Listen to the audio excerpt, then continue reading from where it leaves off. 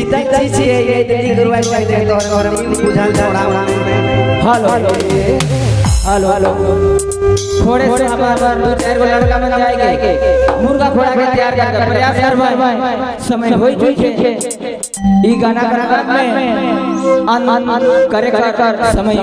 होई छे इसलिए दो चार गो लड़का है जाएंगे मुर्गा फोड़ा के तैयार कर प्रयास करबै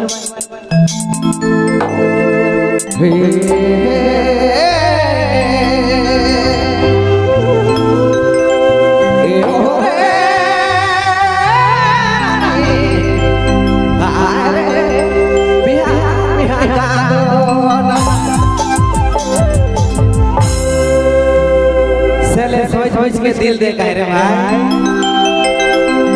ई जब से तो के रानी